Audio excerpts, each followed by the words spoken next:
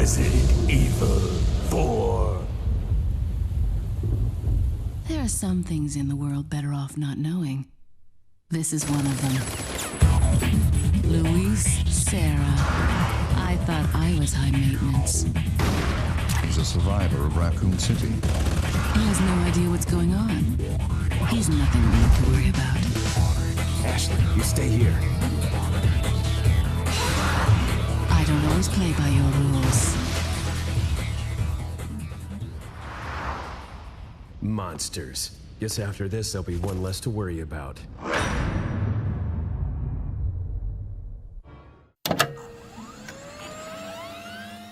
Welcome to Game and Makeup 4. What'd you think of that? That was pretty good, eh? That was pretty good. That was my Resident Evil narrator, voice actor He's impression. more jelly. He's like, No, that's the merchant. I'm talking about the Oh. title screen guy. oh, I was thinking the merchant. Hello, welcome to Game and Makeup episode 4, the show where we like games and we fight about them and we make up. My name's Michael, as with me always, she's equipped with ballistics. Haley McLean, how are you? That was like my least favorite line of the game. We'll get to that. How you doing, Haley? I'm good. What did she say in response to something? She's like, my figure is none of the concern with the mission. That's, yeah, sure, I'll say that. Leon! We're getting ahead of ourselves. We're already getting right into it. I know. But Haley, And you're Michael. I'm Michael. Yes, Yeah. hello. Welcome to Game and Makeup. This is episode 4. We're very excited to talk about today's game because it's a game that's very important to me, but I picked it a little selfishly, Haley. I think you know why. Mm-hmm. For our listeners who don't know, who haven't been following Haley for any number of years, where she's exposing, her view on certain horror things on Twitch, Haley is not a fan of zombies. I'm a big baby. And like In general. Yeah, but like what it is about zombies specifically that scare you so much? I have reoccurring nightmares that it's the Nice. zombie apocalypse and Okay. I can't do anything about it and everyone I love gets killed and it's not even like I look at one I'm like of course that'll never happen, but it's like a deep-seated irrational fear that I can't like you're terrified of mice. Mm-hmm. If you saw a mouse you'd run like the Dickens. Yeah, but I But guess mice are real. I mean, yeah, and yours is more scary, to be fair. Mm-hmm. But great thing I picked Resident Evil 4 for us to talk about then, as sort of a mean thing to do to you, but also it is a game that I love so very, very, very much. And not just me who loves it, but it's regarded as one of the greatest games of all time. It's on numerous outlets, top 10 lists of all time, game of the decade, games of the century, whatever you want to call it. Think it's the best Resident Evil? Oh, by sure. By far? Now, there's like a lot of purists who swear by RE1 or particularly RE1 Remake for being more of a traditional horror game. Yeah, if someone said gun to my head, which one do you think people think is the best? I would say 2 because I feel like people talk about 2 the most. Well, yeah, and 2 is great, as is its remake, and a lot of Resident Evil 2. Cannot play 2. I tried No. to play 2 remake and I literally can't do it. I will never beat that game ever. Mm-hmm. But yeah, because I want to talk about Resident Evil 4 specifically because it is so well regarded, and I love it, and I've played this game a dozen times over various systems over the years. A dozen times? Oh, for sure. Oh, wow. Yeah, absolutely. I've played it. Originally, my first exposure was on the PS2. It was originally a GameCube exclusive. Obviously, it was part of the planned Capcom 5. You know about the Capcom 5? No. The Capcom 5 were 5 planned exclusive games from Capcom for the Nintendo GameCube, only one of which actually stayed an exclusive. Which was? PN03, which was classic. I've never played it. It's like a third-person action game, but the 5 games... Nope? No, it's like PN03. It was like the numbers being pronounced phonetically. Oh, okay. Yeah. But those 5 games were obviously this one, and I might be wrong on this. Please correct me if I'm wrong, but I believe it was this. I can correct you. PN03, Beautiful Joe, Killer 7, and one that I don't think actually got released. I'm not even sure what that one was called. But yeah, all planned for the GameCube exclusively. None of them stayed, particularly this one, which is now, I'm pretty sure you can play Resident Evil 4 on the Virtual Boy. Really? No, that's a joke. Oh. Come on, keep up. You could say literally anything Well, about I this mean, game, I'd be like, it's not really a joke because you can play this. This is on mobile phones, like old mobile phones and smartphones. It's on the Wii, it's on the PS2, the PS3, the Xbox, the Xbox One, 2 PC versions.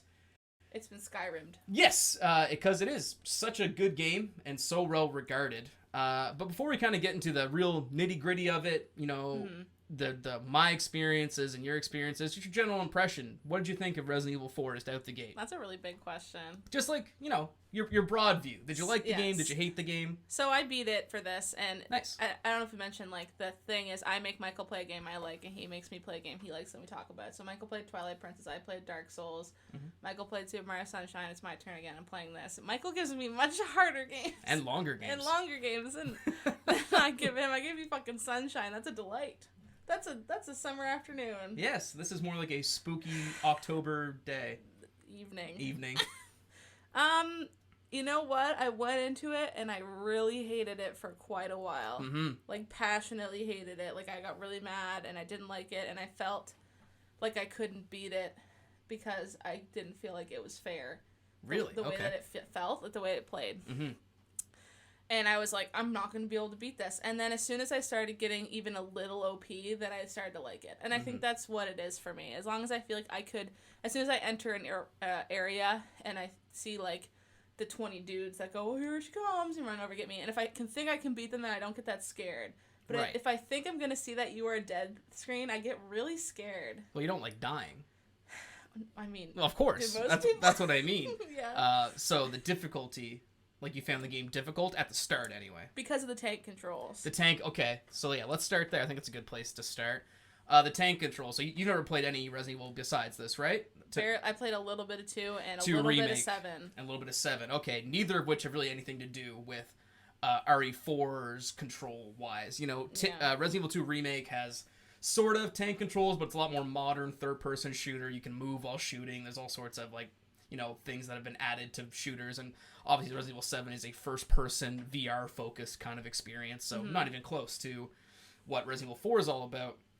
But Resident Evil 1 and 2 and 3 and Code Veronica and Outbreak and maybe some other one, Resident Evil 0, that's the other one. Oh, God. Excuse me, all have what's, you know, quote-unquote tank controls, which means, you know, your character kind of moves on a certain axis, and they can't snap move me. There's no 360-degree movement. Yeah. I'm explaining this for people who don't know. You know what it is. I know because- what it is. I just did 14 hours of it. Exactly. And obviously, Resident Evil 1 and 2 and 3 and all those other games, they had much more, I won't say obtuse, but, like, difficult tank controls, I guess. Like, Yeah. even less freedom of movement than you have in 4. Yeah. And 4 is sort of a departure from the rest of the series, or the ones leading up to it. You know, it was a big deal at the time because it was an over-the-shoulder camera. Resident Evil up to that point had fixed camera angles, and it was much more, and that added to the horror experience, right? You couldn't turn around in 360 degrees and see what was coming. You sort of were stuck on a flat plane. Which made me panic. Yeah, but it was even worse than the originals. Oh, really? So much worse. You can look up some footage of it. They're much, much more difficult.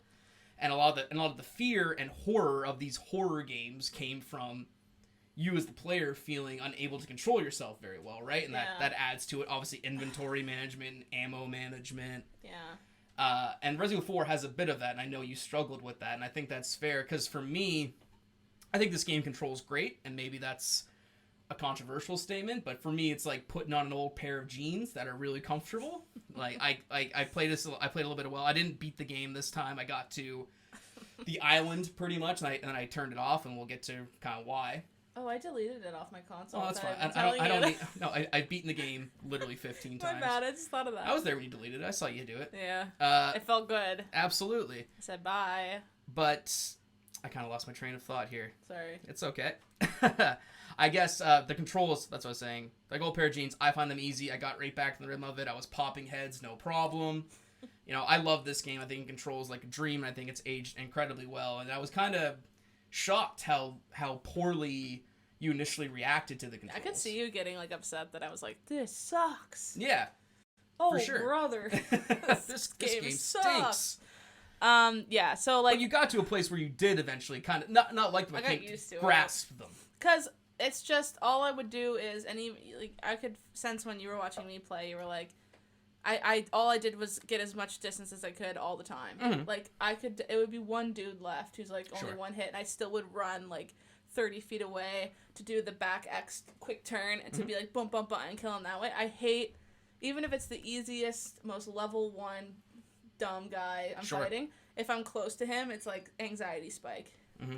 So I hated it. And also, when you pull out your gun, it's like, you know, you move it's almost like, it feels like a forklift or something. Sure. The way that Leon moves. It's jerky. It's kind of like you back up and you're like slightly to the right and then like slightly to the left, and you like can't just like, there's no sweeping motion. It very much feels like a block. Right. And then when you pull out your gun, as soon as he has it up, it's almost like you have the sensitivity setting set up to like 100 on Widowmaker or something. Absolutely, yeah, where for you're sure. like this, and you like are trying to track, but it's like the guy's coming for your face. He's like, "Rah!" And you're like are bringing up your gun. It feels so slow, and it's just that combination of like blocky square movements and slow draws and like moving the gun. I hated it for like at least 4 hours. Right. Like with a passion. Like I was like, I hate this game so much, it stinks. And you hated this not because like I like these things because they sort of add, because the game I was too scared. as we'll get into it, but see, I don't find this game very scary, maybe by virtue of me playing it a lot. You're braver than I. But also just like what makes the game scary, because even when you have so much ammo and so many weapons, you kind of need that sort of jerkiness. Otherwise, the game would be Leon running through a European country, blowing off heads with no. I mean, that's what the game is. He does it anyways. Well, like then you would compensate with harder enemies. I don't know. Sure, I Who think are faster, because literally you'll go to aim at one, and like some of them later on will go like this. And like lean a bit Move to out of the the way, right, but sure. like not, and then I just go okay, and I just shoot them anyways. They could have made ones that actually like rah, and like duck and like try to get you, yeah. but they're like There's a couple of those in the it's game. like old grandmas and grandpas Yeah. walking around like shuffling up to you at the shuffle deck, like essentially is what it feels like. Sure. So either have better controls and worse and harder enemies, or I guess they had worse controls and easier enemies. I mean, this is a game from 2005, and as 5 and 6 came out, which were also third person, there was a lot more modern updates that happened to it, obviously, but Yeah. you know, those games didn't do as well financially or critically. So you got to wonder like what's so special about this one that where these other ones failed where it succeeded. And I think a lot of that has to do with how, I mean, it's hard to kind of grasp it now, but in 2005, I don't think it's an understatement to say this game was a revolution in terms of a third-person shooter. What was like the chatter like when you talked about this with your brother and your friends? Oh, like I didn't oh my I didn't have a God. GameCube growing up. I was a PS2 kid, but I remember seeing it, and all the chatter of this game was that it was such a departure from the original Resident Evils. It's more action focused. You know, quick time events were a very new thing in 2005, and this was like maybe this and the first God of War, Ugh, I hate it. were these sort of God, they these killed me games so that much. brought in the quick time event as we know it today. Like I don't think we have. I mean, as a general statement, I don't think the third person shooter exists today as we know it without Resident Evil 4. Some other game would have done it. But like maybe, but like when I look at games like Gears of War Yeah. and you know even Max Payne 3 and these sort of games that just without Resident Evil 4 and its perspective, and there was third person shooters before, but that over the shoulder in the action Yeah. movement without Resident Evil 4, those games maybe don't exist as we know it, and that's why I think it's so important to play now, because it still feels to me, I guess you probably disagree, it still feels remarkably good to shoot people in this game. Like, you gotta admit, when you pop someone's head off, it feels pretty good. I guess, but I'm just so It's satisfying. I'm just filled with dread the whole time that I don't really ever Well, it's feel also a that horror happy. game, that's the idea. I just don't understand the seeking out of the feeling of dread. Like it's You don't understand horror. I mean, That's fair. You don't like horror movies or anything No, like that I'm either. such a baby. I like being scared. If I had a critique of this game, is that it's not not very scary. scary. It honestly isn't. I'm just jumpy. Because there's one jump scare. Oh yes, and you can find that on our Twitter, or your Twitter specifically. Yeah. Haley getting scared by the man in the fridge, and that's all we'll say. I screamed. So I mean, I'll put the footage in. Oh yeah, right put it there. in there. And Yeah, that's I a good mean, one. audio listeners, maybe I won't put it in your version because it's very loud and Also, will hurt your ears. headphone warning on that one. Yeah, headphone warning. Boys with hanging maggot meats. Probably. Here's where I'm confused. It's like, oh no, let's be sanitary. Let's put garbage underneath the hanging bags of open meat. Like, why would you even bother? Is this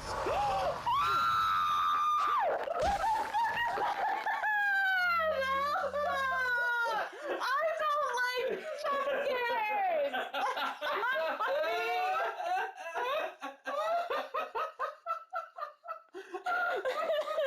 Fucking hell!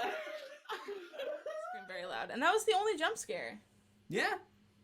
you know, a couple guys popping around corners and like a dog. But yeah, like as traditional jump scares go, that's pretty much it. And Resident Evil's never really been about jump scares, to be fair. It's more about, you know, because again, this is where this game is such a departure. Because in Resident Evil 1 or RE1 Remake, which is the one how I played it, walking into a room, you'd see like one zombie. Yeah. And that scared me for a number of reasons. Number one, you only have like 9 shots. Yeah. Like, there's a couple times in Resident Evil 4 where you don't have a lot of ammo, and I remember you were really stressed out at some points, not having enough ammo for certain enemies. Well, that was, like, my own fault because I was fighting the enemies bad. Sure. But in Resident Evil, like, the old Resident Evils, it's, you know, 1 zombie, 2 zombies in a room. That's an ordeal. You got 9 shots. Do you run past? Do you take a hit? They never die. That's the thing. They take so many shots. They die in this one, at least. They do. They do. That's why I don't think I can ever play 2. No. It's because, like, you kill them and they lay down, but really it just buys you, like, 40 seconds. Sure. To do whatever you need to do in the room, and I'm so bad at directions and remembering where I'm going and stuff that I would just... Right. I don't think I literally ever could. But to answer your question, like, I started out hating it, and by the end of it, I kind of liked it. You kind of liked it. Also, we were playing it sort of like, I was on the couch with you, and our friend Michael was on the couch with us, sort of experiencing, watching you. I called you guys my emotional support Michaels. Yes. And so, you know, obviously, playing a game like this by yourself is not ideal. You don't really like it. It's too scary for you. I think I played 4 hours of it by myself. Sure. Like, and that's fair. I mean, I had a blast watching you play this. It was very... It was like watching a theme park ride. It was nostalgia. Watching someone experience it for the first time was great. Yeah. A game I can, like, you know, you knew like the back of my hand. I know this game. I played it so many times. Do you think you helped me too much? People asked about this with Dark Souls. I gave you a couple tips. Like I said, hey, maybe don't get rid of the TMP. Don't buy this gun. Yeah, like, I kind of gave you the optimal equipment run. But I would have Googled that. Sure. So you just. If anything, Also, who cares? Play games however you want, man. You saved me a Google search. Who gives a shit? Yeah, that's the vibe. Okay, so general impressions. Weren't a huge fan. Liked it by the end. Now I want to get into the nitty gritty of it. Okay. I want to talk about the opening of Resident Evil 4. In the car with the coppers. Yes, that. But specifically, the fight in the village. The first fight. The first real fight. Oh my god. Because this might be... I screamed. This is a patented Mike's hot take. But the opening to Resident Evil 4, the fight in the village, is the greatest video game opening of all time. Really? In my opinion. I almost crapped my pants. Perfect. I hated it. It's a perfect... That's so interesting. It's a perfect way of showing everything this game's about. Why is it perfect? Because you start off, you know, Leon S. Kennedy... a snack, by the way. But, yeah, we'll get into maybe the story beats and the characters a little bit later. Mm-hmm. But, you know, he's here on a mission to rescue the president's daughter. You know, you walk into that first house, you encounter a guy... He doesn't look like a zombie. He looks like a kind of a weird, crusty old dude. Yeah. But he swings at you. He can't speak English. That's a little scary. You kill him. Every American's approach this is to just everything. Americans going into Europe and blowing heads off right now. Why not? A couple more guys come, you kill them. But you get to the village, right? Yeah. And you walk in, and there's a guy with a chainsaw, and they're all yelling at you. And these guys aren't zombies. They're organized. You know, they're talking to each other. They're grabbing weapons. They're communicating. Are they not zombies? They're not zombies. They are humans infected with a parasite. That's kind of what zombies are. No, that's not what zombies are. Zombies, in the definition, let me flex in my dreams, nerd, they act very similar. nerd horror on you. George A. Romero's Zombie, as we know it, started in Night of the Living Dead. Yeah. And they are literally the dead coming back to life as reanimated corpses. These are not corpses. They're people. But people who get bit become... No, they don't get bit. Oh, they get killed. No, they get infected with a parasite. No, but real zombies. Real zombies? Yes. I don't want to talk about them anymore. I mean, they're probably closer... You haven't seen, but you know of 28 Day and 28 Weeks Later. Oh my god, the opening scene where he's running across the field. Great movies. That's what my dreams feel like, is that one scene. I know the rest of the movie sucks, people say. Yeah, but that first scene where he's running for the boat, and it's just like full-on sprint adrenaline rush. Right. Is what my dreams feel like when I have nightmares. Not zombies. They are just people infected with a virus. In the game. In the game and in that movie. They're closer to... That's a zombie. That's not a zombie. Okay, well, I'm not talking about the Webster's Dictionary. I'm just talking about, like... As they scared you like a zombie. Yeah. Okay. They go... Rah, and rah, technically rah, zombies do communicate in, I want to say, not... So the Walking Dead zombies aren't zombies? No, they're zombies. They don't communicate. They bite you, though. Yes, we're not like that. They don't bite you with a parasite. With they a bite you, and disease? that's not what it is. You don't even read The Walking Dead. The Walking Dead, you course die, I and that's haven't. what turns you into a zombie. The dying, not the bite. Oh. But then, like, when Lee gets bit in the Walking Dead game, you turn into a zombie, like, 8 hours later. But it's because he dies. You have to die to become a zombie.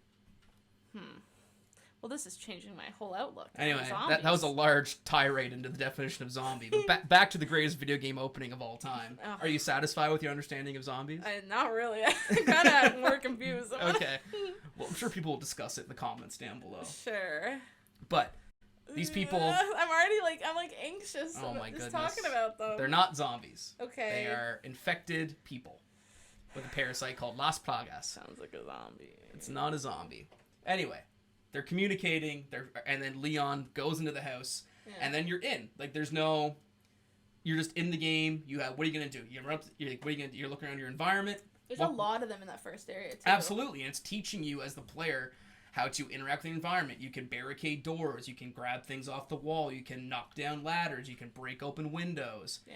You can. It teaches you about crowd control. It gives you a shotgun right away. And when you use that the first time, there's probably 6 guys in front of you, and they all go flying. Yeah. So it's teaching you how to interact with these enemies, with your environment. It's right out the gate, which I think is brilliant. And obviously, you can move around, you fight them, the bell rings, they leave. That great Leon, the first of many great Leon lines in this game, which is, "Where's everybody going? Bingo?" And then the title cut to Resident Evil 4 is... Bingo. It is so good. It's incredible. Are you sure that's not your nostalgia? No, like, replaying it again just recently on my But file, you have I loved it. nostalgia still, though. Just because you were playing it when you're old doesn't mean you have nostalgia. Yeah, but I still, even without nostalgia, it's still the greatest. Of the games I've played, maybe I should specify, it is the greatest video game opening I of all did time. not like the opener. It's Mario Brothers 1-1 level of perfection. I was just thinking about that while you of talked teaching about the player about It's the not even game. close to that. Why? Literally, Mario 1-1 is designed to, like, take your natural tendencies as a player Mm-hmm. and make the gameplay happen so you realize that's what you're supposed to do. Sure. Like, naturally, when you walk up and you jump, it's like, the only place you can jump is where you hit a question block. So then you learn, oh, question blocks give me stuff. Yeah. And then, like, it's just, like, a natural thing. And it's, like, from that level forward, you literally learn how the game's to be played, and then they set you forward. I ran in circles like a baby when I played the open. Like, it didn't really teach me anything. Don't you think that was an unwillingness of you to maybe engage with the game I was systems out the gate? I was trying to survive. I mean, the game literally gives you manuals explaining how to shoot and roll and use your knife, and you just So I did- chose to ignore them. No. I did all those things. I shot and I used my knife and whatever. But, like, I don't know. I ran up the stairs. There's that little hut where the shotgun's at the top. Absolutely. And I got cornered and I died, like, a bunch of times because, I don't know. Like, that's what I would do if I was Haley. Like, there's no natural, like, maybe if the... Maybe my gamer brain works different than your gamer brain, but when I'm trying to think, and maybe it's hard for me because I don't remember how I experienced it when I was 11 years old in 2006 playing it on PS2. I don't remember how I felt about that area. Yeah. But I feel like now, if I ran up to and I saw a shotgun, I'd be like, oh, I should probably use this shotgun. Well, yeah, I did that. Yeah, and it worked great. And then you weren't, but, like, I remember you playing, you didn't jump out the window, you stood in a corner and let them gang up on you. Because usually it's like, okay, I have a decent gun, I'm going to stand in the corner. And But the game is, wail but, like, on that them. doesn't work. I realized that. And now you're learning, I gotta move, which you then used, as you played the game, you learned about distance, you learned about getting yourself away from these guys. But it wasn't as natural as 1-1. I feel it's as natural as 1-1. No, cause again, this is a Mike hot take, maybe I'm wrong. I think 1-1's perfect because you get to the end. Well, like, 1-1's like the perfect example That's what I of a mean. video game level. Because you get to the end and you don't die. Like, it's almost like... Yes, I hope not. What do you mean? That's what I mean. Like, it's like, it teaches you and you learn and you do the level and you don't die. So it's like, it's so good at its job that it's weird for you to die in 1-1. Sure. Whereas, like, I mean, you're supposed to... I feel like you're... Do they want you to die? No. But, like, okay, let's a go back to lot. 1-1 here. I think this is an interesting discussion. I want to keep going with this. So let's say you're a know-nothing kid, 6 years old. You pick up an NES controller, That's me. right? Yeah. And you're going to play Mario Brothers 1-1. Of course. And you got, you look at your controller, you got 2 buttons. Or, in the D-pad. Yeah. So you're moving, and that first Goomba, you ran into him and you died, right? That could happen, potentially, Yeah, right? I guess so. And so now you're learning, I got to avoid those guys. Something that I have either in my inventory or on my buttons is going to teach me how to do that. In this case, it's jump over it. And then maybe you'll jump on top of it. Oh, that kills him. So you could die in 1-1. But in the game, but that's the idea, right? Because you're gonna run forward because you can only do one thing in that game. It's move and jump. Yeah. So you're running forward, you die to that Goomba. Now you know not to. The same principle can be applied to the opening section of Resident Evil 4. But I really think that the way they set up the Goombas was on purpose so that when you're jumping, you naturally land on one. Yeah, absolutely. There's no natural way for me to know to... When you shot the zombie in the head and it exploded, that's a pretty natural way of telling you to shoot them in the head. Efficiently kill them. Efficiently kill them. Like, so yeah, I killed one, but now here's 23 more coming for me. Mm-hmm. Is that a Goomba? Yeah, okay. Sure. They didn't give you one zombie and be like, perfect opening of the game. That would suck. But it's teaching you the mechanics of large groups of enemies, of which there are many. Like, there's very rarely a time you're fighting one guy. It's usually a group of dudes. Or like 3 or 4 at minimum. Yeah, and they're some have weapons, some don't. Just like this area, like literally every room in this game is pretty much the same. It's a bunch of dudes in a room. How do you get through it? It's point A to B. How do I get through this room with maybe the occasional puzzle? Yeah. But that's pretty much every room in the game, right? Here's a room full of dudes. How do I get through it? Yeah. So I think that opening sequence is just the perfect way. It teaches you about your environment, how to use it, how different weapons can affect things. It gives you grenades. Lets you know grenades are really useful for crowd control. I would just say that I think it's more natural for you to understand what you're in that situation because you aren't as scared. Like I think, okay, so yes, there's the factor that you're really scared. I went into panic mode and I said, but like, oh my god, and I just did everything stupid. And that's great because you were scared, and that's a good thing. Terrified. It should be scared. It's a horror game. I'm glad you were scared because this game doesn't scare me anymore. I'm glad it scared you because that's well, even now when I look back at like the original areas, I'm like that looks so easy now because I know because I learned. Sure. And I got OP. Like if I were to go back through and do the second playthrough where you're Ada Wong or whatever with my good guns, I wouldn't get scared at all. But I also know what's going to happen. So the fear for you comes from your lack of resources at a certain times. Absolutely. It's the feeling of uselessness. You don't find like the guys scary in themselves. I kind of do because even when you just made that sound, I was like, oh. Yeah, I can't really explain it other than that just scares me. Like I just like have an unnatural reaction to like, sure, here I come, I'm gonna get you. Like that feeling of like, oh, they're coming to get me, I'm running away. Like I just like brain immediately goes into dumb broad mode and I just go run. I'm the dumb girl at the horror movie that runs outside in the towel who's like, oh my god, and gets killed right away because that's just what my brain does. Sure, I think that's a pretty good segue into maybe the next big mechanic we should talk about. Speaking of dumb girls, let's move right in to the president's daughter herself, Ashley. Yes, get away with the misogynistic comment because I don't like Ashley. And a lot of people don't like Ashley, and I can understand she's why. Fine. She's fine. I think she's fine, dude. I'm glad you said that. She's fine. Because, obviously no one likes escort missions, right? They're not fun. They're in tons of games. Assassin's Creed, GoldenEye, maybe the first one I remember playing on the N64. Oh, yeah, wait. Keep her alive when she's on the computer, and you gotta keep her alive. BioShock Infinite perfected it. Well, yeah, because Elizabeth can't be hurt. No, and she gives you shit, and she's a helpful person. And, like, Ellie in The Last of Us is another great example. She's good. She can't be hurt. And she can get grabbed, and you have to, like, maybe save her once in a while. But... That was for, like, a plot purpose. Yeah. So in this game, literally, the whole point is to get Ashley out. That's the whole motivation for why you're doing anything. Yeah. Is to get Ashley out, and she's sort of, you save her, and then you have to carry her around... And a lot of people don't like her, and I understand why, because she's kind of annoying, and Leon!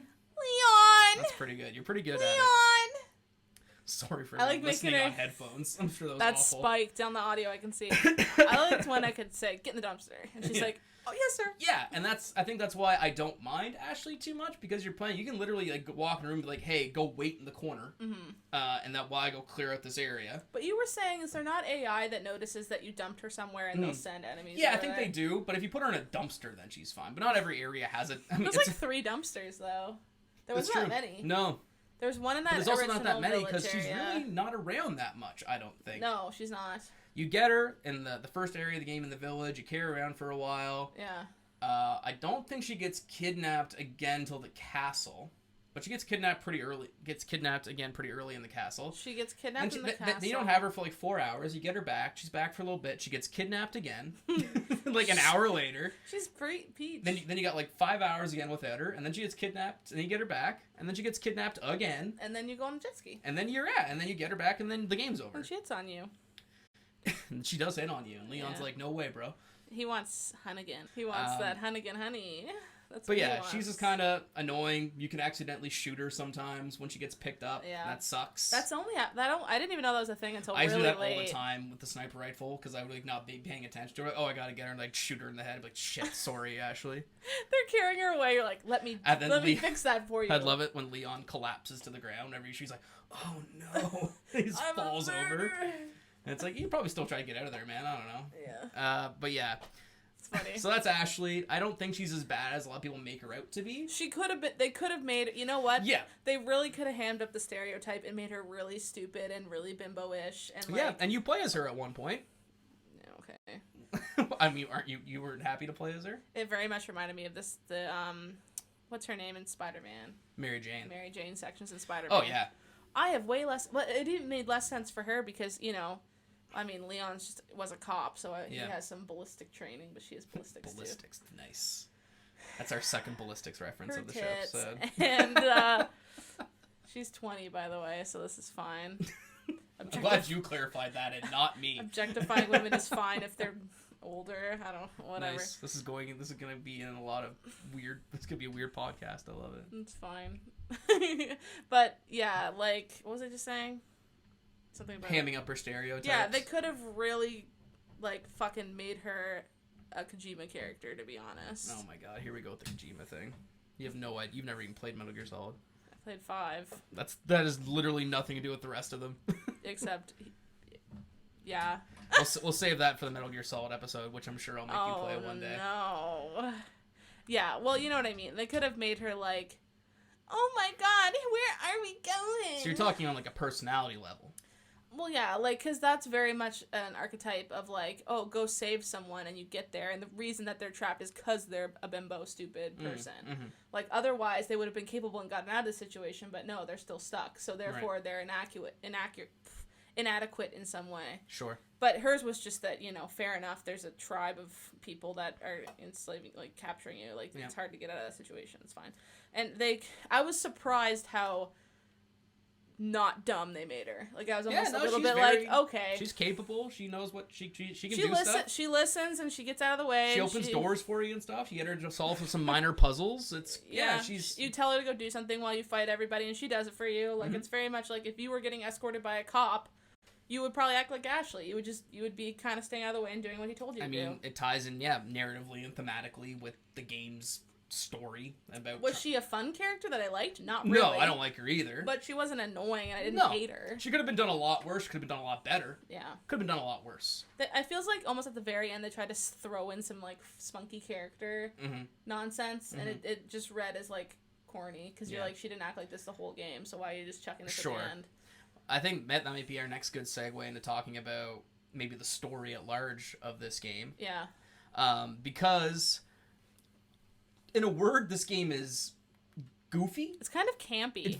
Campy's a better word, I think. Which I liked. Well, it's kind of like a lot of people... This is why I don't understand a lot of people complain about... Because Resident Evil 4, some people call this the death of the series, right? Oh. Because it changed it from more of a horror focus to an action focus with characters spouting one-liners. Like, Leon has, like, a quip per minute in this game. Yeah. Rain or shine, you're going down. I knew you'd be fine if you landed on your butt. Hate to say it, but we're sandwiched all right. Louis! Louis! I'm sure you boys didn't just tag along so we could sing Kumbaya together at some Boy Scout bonfire. Then again, maybe you did. I was starting to get worried. Don't you mean lonely? Sounds more like an alien invasion if you ask me. Got some business to take care of. See you later.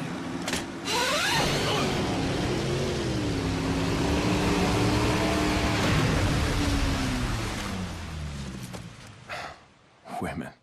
Which I love. They're all good. Yeah, it reminds me of a bad action movie. I like Leon. Like Leon's a great character. By the end of this, I was like, I like this man. Like, I think he's fun. And at the start, I was like, oh, you're just a normal dude who I'm playing as. I don't really care. Yeah. By the end of it, I was like, I like this boy. I want him to make it out of here. Absolutely.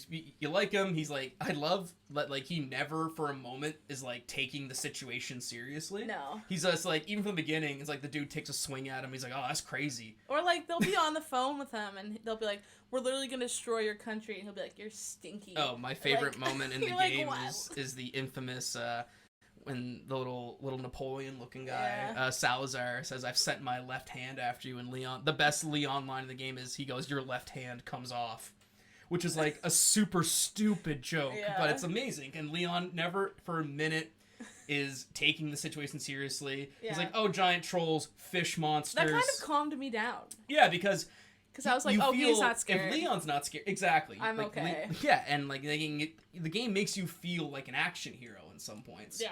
And that, again, ties into sort of I this, didn't think about that. That's interesting. the quick time events, right? Like, you literally suplex dudes. You shoot them and then you Except suplex them. assuming you can do the It quick was when you time run up and press events, square. which I can't do. Yeah, but you're kicking them, you're doing suplexes, he's making quips. Yeah. He's always like, he's flirting with the ladies.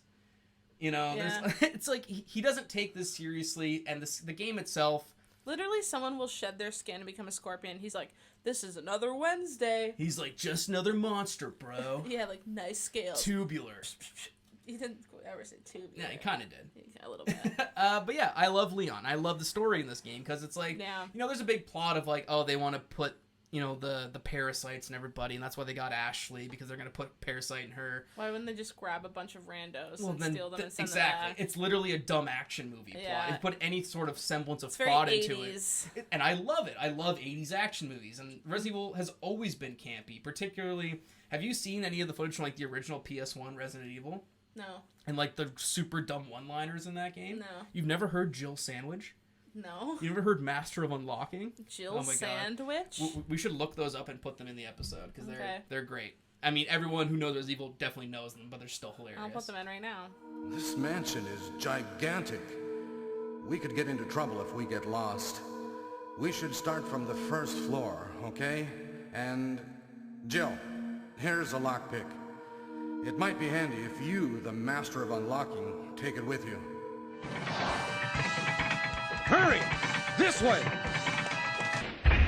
Oh, Barry! That was too close. You were almost a Jill sandwich. You're right. Boom. But I love, like, this series is so dumb. It's a dumb series about zombies and weird giant monsters, and like everyone grows 8 legs and eyeball mouths. Yeah, and no one bats an eye for some reason. Everyone's just like, oh, Leon's just like, whatever, man. Like, Ada Wong shows up in a red dress and is doing backflips. And he's like, you're late. Leon's like, oh, what's Ada? What's going on?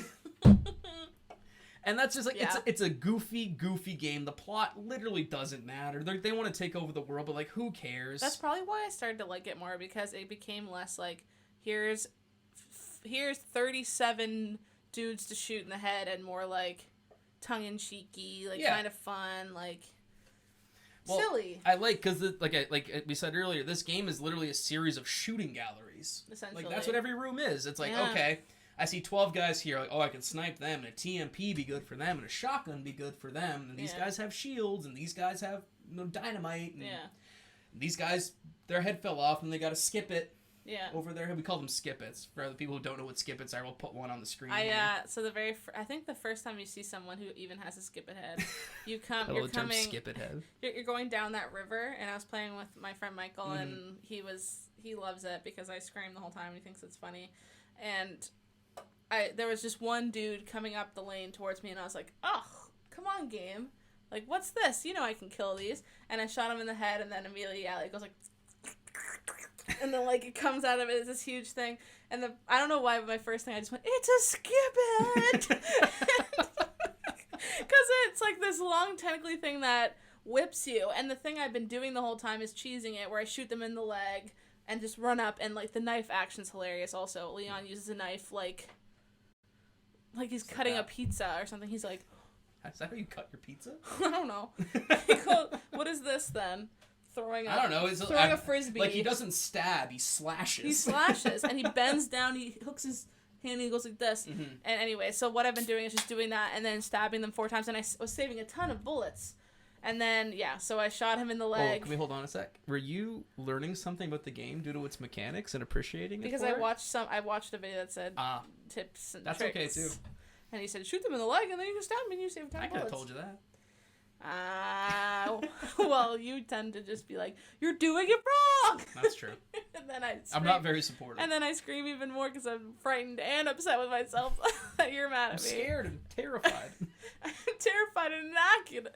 I can't say inadequate today. Inadequate. Oh, inadequate. Sorry, Yeah. I thought because you're I'm gone, also you were inaccurate. Why can't I talk? But anyway, so the Skipit head popped out. And then we just kept calling them Skipits, and it really stuck. And it was like to the point where, you know, when you'd shoot them on the head, and there's kind of like a few 3-second window where they're still standing, and they're headless, and you're like, it's gonna be Skipit, and you're just like waiting, and then either they'll fall, and you're like, we're Skipit free, or it'll pop out, and we all go Skipit. It's just like, I don't know why. It made me like the game more. It made them not as scary. Sure.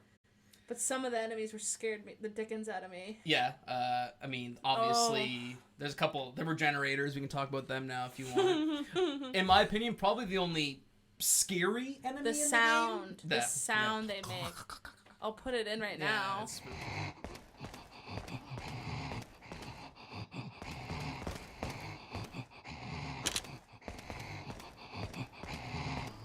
It's spooky. It's like. That's the worst because you enter an area and you know they're in the area because they play that auditory warning. So immediately you walk into the area and you're like, okay, where are they? You can only kill them with rifle ammo, with thermoscope. They're like, the first time you see one, I crapped my pants because... It's true. I was there. It was amazing. Something I pointed out that you laughed at was... you're never going to have a good time in a horror game if you enter a medical lab.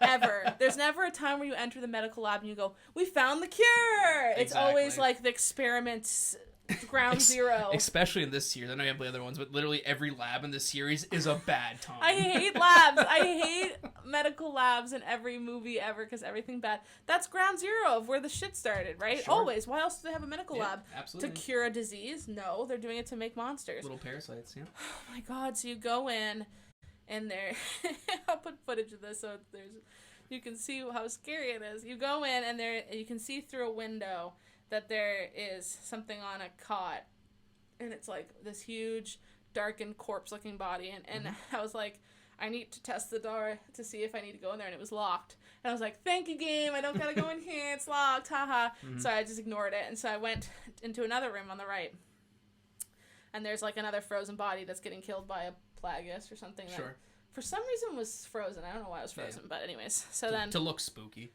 I grabbed a bunch of ammo and stuff, and then... As soon as you could, and then I was like, what to do? Nothing scary happened in the lab. Time to leave. And I went back out the door, and as soon as you open the door, he's just like, it's like a little kid who's like, I threw up. You know what I mean? Just like standing there, and he was like 8 feet tall. And then, so I screeched my brains out, and then you run around the corner, and then there's another one standing right there too, who came from nowhere. Yeah. And then that one blocks you, and they pick you up, and they absolutely obliterate you. Yeah, those little knives come out of their bodies. You can't get close to them. And it's like, what's the guy's name with the hat in Resident Evil 2? Mr. X, yeah. It's very Mr. X vibes, but like, they're more just like corpses, essentially. Oh my god, they really scared me. And then you learn how to kill them with infrared things. You can only kill them if you kill all the little buggies on them, and you can only do it with rifle ammo. And then... they just keep popping up. They do. And I literally have to pause every few seconds to like compose myself to figure out if I have enough rifle ammo. If I don't, I just start running. Sure. And you get really short with me because you're like, just focus and shoot them. And I'm like, oh my god, like running around. Absolutely. Because you can kill them in 2 seconds. You're not scared of them. Yeah. Right. You're desensitized to them. Sure. That's fair. Like, that is something, as, you know, for a first-time player, they're probably a lot scarier. And that's very fair. I ended off a session entering a room where they are, and I only had 2 rifle ammo, and I was like, that's enough for today. I turned it off. And the next day, we all sat down to play it again. And as soon as it booted up, all I heard was like, indicating one was nearby. And I immediately paused. I was like, I don't want to, let's play Overwatch. Like, I don't want to play this anymore. God. And it's not even that scary. No. Like, the enemies are not even that scary than, like, Twilight Princess enemies. Yeah, they're just like re-deads. in Twilight It's Princess the Zelda. it's the ambiance, I guess, that gets me. I mean, I guess that's to the game's credit because it's trying to scare you, so like it's working. Yeah, it worked. I think, and a lot of it, like I think the sound design in this game is great. Just as a general, note on the audio, like yeah, like it sounds really good when you shoot somebody. That the popping sounds very satisfying. Yeah. When you blow up a shield, the wood breaking sounds good. The was music good. Always, like, you always know there's an enemy around because the music's going like whatever the sound whenever is. the music went away and it was just quiet, I was like, yeah, it's great. Then you feel safe. You can explore. The save room theme, always a great time in these games. Always good. Yes. Yeah, great audio. I mean, no, I didn't really like the save room theme. It still was a bit too full of dread for me. Oh, really? Interesting. It's no RE2 save room theme, but what is? What is the RE2 save room theme? I can't sing it, but you should put it in. It's really good. Okay, here goes. Boom.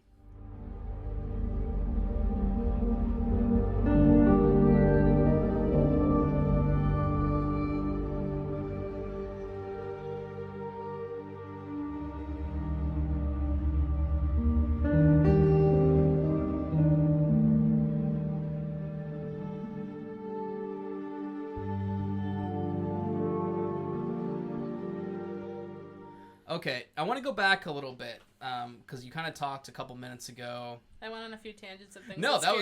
was great. That was wonderful. That people want your experience, and I want it too. I'm a chicken. But I want to talk about sort of the pacing of this game.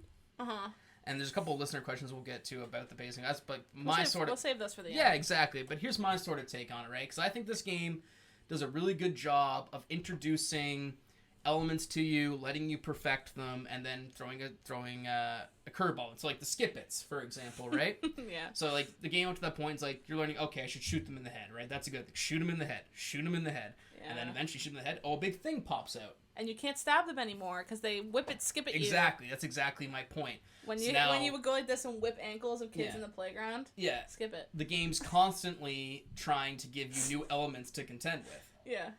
Which I love. Because, like, okay, now they give you guys with shields. Now, okay, now I gotta use a stronger weapon and waste some of my ammo there. Or do I try to move around them?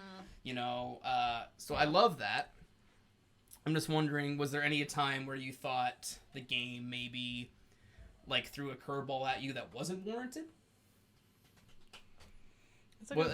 Was there any, like, let me put it this way. Was there any bed of chaos moments in this game where you're like, that's bullshit? No. That's good.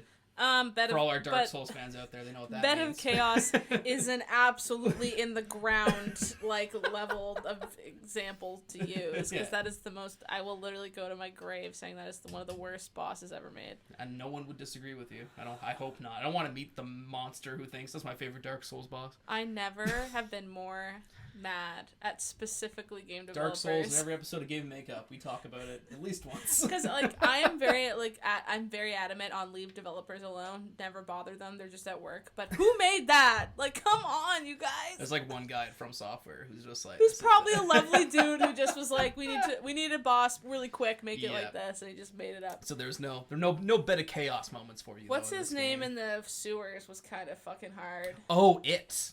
Not to be confused with Stephen King's It. It's called It? I think it has an actual name, but like I know Little Napoleon I always forget his name. I get Salazar and Sadler mixed up all the time. I want to say Salamander. Salamander. That's what you called him. Mm-hmm. But yeah, he has like a big monster because like I've sent it after you, and like I don't know. I think it has a name, but I don't know. Yeah. I'm not going to Resident Evil lore. I'm not a nerd. Should I look it up right now? Sure. Put it on the screen. Say what it is. Okay, one sec. Let me look it up. Yeah, but it's like a big... Just put It Resident Evil 4, and I'm sure he'll come up.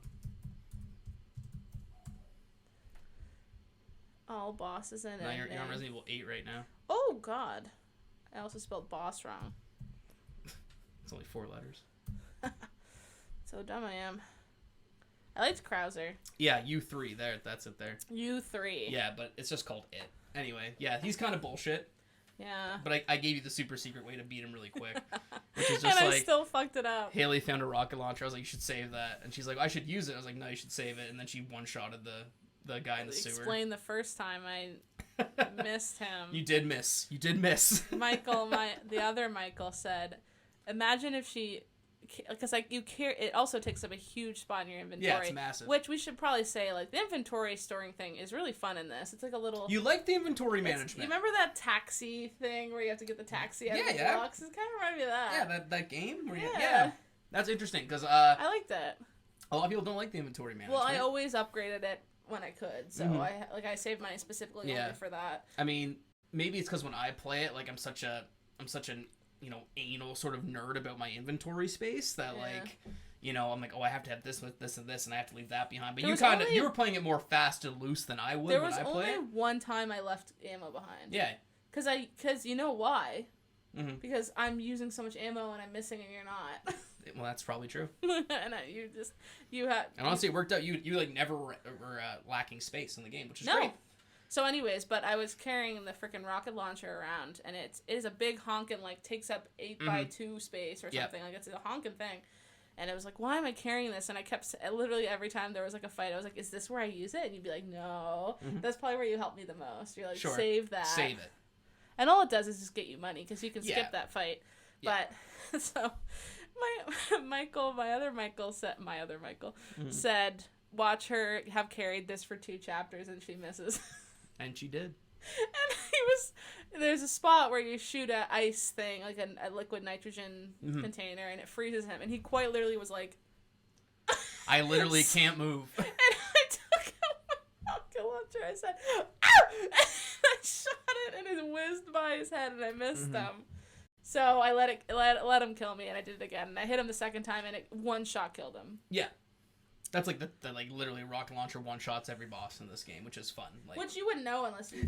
That's the thing, and like this is like why you only played this game once, which is super fair. I only will. That's fair. But this game does offer a lot of incentives for replaying it. You start a new game plus run, you have all your weapons, all your ammo, all your upgrades, so then, you're just literally one-shotting everyone, which is really satisfying to replay, right? Because, like, all those guys in the village that gave you trouble, you literally stand in one spot and just blow them away. That's and fun. It's really satisfying. That does feel good. And you unlock cool costumes. That's like in Dark Souls where you loop around in your OP. Oh, there's nothing better than in Dark Souls than starting New Game Plus and then killing the Asylum Demon in like 2 hits. You're a New Game Plus ho. Oh, give me New Game. I love New Game Plus. Always New Game Plus. Put it in every game. Does it just make you feel good about yourself? Well, it just makes you feel strong. Yeah. Even in your personal life? Yeah. You feel strong. I need those wins, I need those W's. Not enough W's for old Mikey Tucky. Need them all. Need a couple more W's in the game world. Yeah, but it's a game that, funny. It has reasons to keep playing it. You can get infinite rocket launcher. You can get... That's insane. That doesn't even make it... Would that even be fun? No, it's hilarious, because then you can beat the game in like 3 hours, because you just rocket launcher everybody. And then you unlock Leon in a cool, like, 1920s gangster outfit. That's fun. You can unlock him in a Raccoon City Police Department outfit. Department. Yeah, so it's great. It's a lot of fun to replay this game. I played it so many times. Again, I've been playing it since 2006, so it's been a large part of my life. Are you excited that I now know about it and that I've played it? Well, like, let me turn around on you. Like, are you glad you played it to see the sort of, like... Because I think, can you admit that, like, maybe, like, seeing... that was phrased harshly. No, I like it. Can you admit? Admit it. What can I admit? That, like, seeing this game, and, I know you like third-person shooters. You play a lot of Red Dead Redemption. Yeah. You play a lot of Grand Theft Auto, Watch Dogs. Like, yeah. I think, can you see some data from Resident Evil 4 in those games and its shooting? I mean, sure. that's just, And, like, understanding... It's their Capcom classics, like... Mm-hmm. There's a reason Capcom is a monolith now. They've made a ton of amazing games for years, and they're just not my cup of tea. And that's like I hate people that are like, because I don't like this, it sucks. Like no, like I tend to not try to have an opinion on a game unless I've played it. Sure, that's a good way to be. I'm too tired. That's a good way to be, internet. I'm just too tired. I don't know how people hop online and get mad about everything these days. It's like if I've played it and I don't like it, I get a little mad. But yeah. And I really didn't like it at the start, and I was I could see you being a little sad because you were like, oh no, she doesn't like it, and like whatever, and I was like, I was trying to hold it back, but I was like, this sucks. Like, I really did hate it. Yeah, you So did. Absolutely. We I was have like, some- this is going to be a short episode. It should be like, I hate it. We have some good queries about that later, actually. Yes, no, I can't And wait. The listener questions are great this week. I can't wait to get into them. Yeah, they are really good. This week, this month, we don't do this month. weekly. Oh my god. Imagine. If we had to do this weekly, I had to play a 14-hour game every week. No, anyways. Yeah. Lost my train of thought. You're just happy. You happy you played it? Yes. Happy you have an opinion on it? Because I often, like, this is something that I always have been like with games, is because I started playing games like a lot really late in my life. Sure. Not that my parents discouraged me, but they kind of discouraged me from playing video games that much when I was little. But I had an older brother, so we always had consoles, so I would just play the consoles when he was busy and stuff, and that's kind of how I started. So I always kind of felt like I had this big gray area, and then I worked in games for a while. Yep. And sometimes people would be like, well, this is so much like Dark Souls, and I always had to be like, I'm out of this conversation because I just haven't played any of those, especially ones that were like, you know, marketed for boys, so that I would have never got my hands on them because the only games I got gifted were like Horses with a Z or Barbie Horse Adventure. I liked horses, so That'll be the next Game Make episode is Horses with a Z. you know what? They're good games. I'll go to bat for them. But you know what I mean? Like, if games were marketed towards boys, it was like 10 times harder for me to get my hands on them because people in my life perceived me as not wanting that. Yeah. So I always felt like I had this huge hole, and like, I like saying I've beat a Resident Evil. Yeah. That's a great part about this show. I want to, because It I've been makes- playing games, a lot of these games, and for you to experience what is considered, like, one of the greatest games of all time, a seminal classic, and we won't spoil one of the future games coming up, but it's another one, another classic that I'm excited for you to play. We won't spoil it here now, but look forward to it. Yeah. So yeah, that's awesome. I'm it's- glad that you played it as well. It's almost kind of like homework, and you kind of hate it for a bit, but then you're like, and then when you finish your book you had to read, you're like, okay, well, I feel like I'm smarter for having read that. Absolutely. But in this case, it's just more gamer literate. And I think it is an important game. I think it's an important game just in whatever is the canon of video games. I think it's important as a turning stone for the series, as a turning stone for third-person shooters. Yeah. And yeah, it's a very important game. Well, that was great. I can see why it's in the zeitgeist and stuff. I mean, this game has a large there's a reason it's been ported to literally every system under the sun. The VR, we were watching some VR that looks footage. really cool. It actually looks kind of good. Yeah. Oculus is making a VR version of this game, and it actually looks like it's improved in like numerous ways. And you know, I neither of us have played Resident Evil 8, but obviously from what I've seen of footage, takes a lot from this game. I kind of want to play Resident Evil 8. I would love to watch you play Resident Evil 8. I kind of do, not just because tall lady who's so hot, but also just because it looks more campy.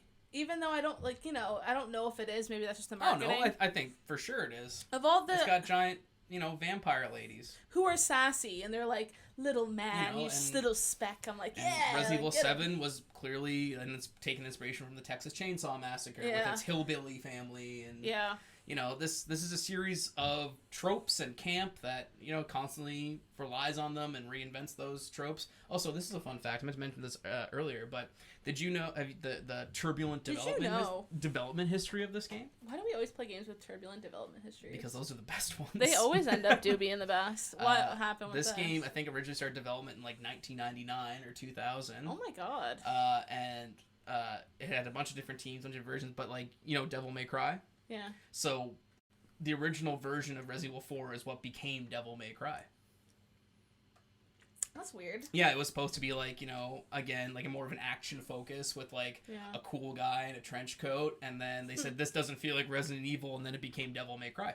Leon's in 2 and 3. 2 and 4 and 6 and Dead by Daylight.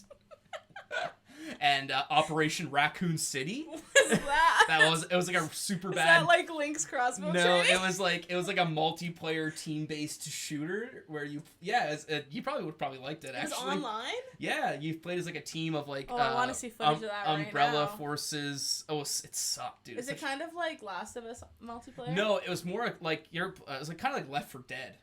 I wouldn't have played that. Can you guess why? But it was a team-focused multiplayer shooter, and you could kill Leon, and it altered the history of the game. So yeah, Leon S. Kennedy is like it's become. Can we talk about Leon for a Yeah, minute? I would love talking about Leon. I like Leon. He's cute. He's always. I wanted him to be in Smash for a long time. Oh my god, no, he couldn't. Why not? As much as I love the boy, he couldn't. Snake's in Smash. He could be in Smash. Snake has a trillion billion things to do. What does Leon have? He has a knife and a gun. He can throw. Snake literally throws grenades and shoots, and like Leon could do that. But then it's just gonna be like a Snake clone. And then Leon could like suplex people and say bingo and like kick them in the head. Bingo. I mean, he's kind of like Joker, I guess. Yeah, absolutely. But yeah, Leon's a great character. He's like obviously. I don't quite think he could pull off Smash. He's probably the. I mean, I don't know what he's in the official polls of popular, but he's probably like third behind like Chris and Jill from the first game. Who's Chris? Chris Redfield. He's like the main guy from RE1. Oh. Him and Jill are the main characters. I know Jill. Jill Valentine. She's in Dead by Daylight, which you will. Yeah, you play Dead by Daylight. That's another thing. Why am I not scared of Dead by Daylight, but I'm terrified of this? Because do you think you can play as because he plays the killer in Dead by Daylight? I can like get the perspective of the scary thing. You should play. I love Dead by Daylight. Probably. I think you can play the monsters in. There's a multiplayer mode for Resident Evil 3 remake where you can play. You kill them. I think you play as like the I might be completely wrong, but I think you play as the Nemesis. Dead by Daylight too. He is. I can play as him in there. This is a big Dead by Daylight app. Let's have a Dead by Daylight episode. That would be fun. Mm-hmm. Anyways. No, I hate that game. Exactly why we should have an episode. Fair. But yeah, Leon's great. What do you like about Leon? Tell me about him. I just like him. He made me like, I think, and I really didn't think about it until you were talking about it a bit earlier. He made me feel better because he was like, I'm confident in my abilities, so you should be confident in your abilities because you're me. Yeah. And I was like, okay. And that was like a subconscious thing because I'm Leon. And if Leon seems like he's okay, then I feel okay. And that's so, I literally haven't thought about that till just now. That's probably a very deliberate choice by, yeah. You know, because in the older Resident Evils, when Leon in Resident Evil 2, like in this game, he's a trained U.S. Marine He's agent. capable. He's capable. In Resident Evil 2, he's a rookie cop on his first day on the job. Oh. So it makes sense why he feels like not as Jittery. great and scared, Mm-hmm. like because you're scared. But in this game, you're literally playing as a trained Navy SEAL guy. And he's making jokes and he's making light of the situation. Yeah. And it makes me happy and it calmed me down. Plus he's cute. Mm-hmm. For as low poly as he looked cute. I think that might lead in sort of like, I guess I'll get into. I mean, I know it's me talking about your critiques of the game, but I want to talk about my critiques of the game. Yeah. It's that, again, I don't find the game that scary. Yeah. It makes you maybe feel too capable at times, but again, it's like, it's not a horror game, so I guess I shouldn't be, I mean, it's supposed to be a horror game, but it is an action game first and foremost, I think. Yeah. So I kind of wish there was more times where I did feel, more weak. Trapped. Yeah.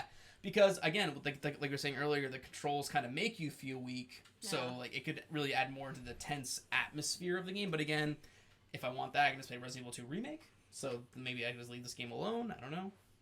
Don't ever make me play Resident Evil 2 Remake, please. No, I want to, but I won't. I'll maybe stream that as a goof on Halloween or something. That'd be great. But that's about That game's awesome. It's so good, dude. It's so good. I hate it so much. Yeah.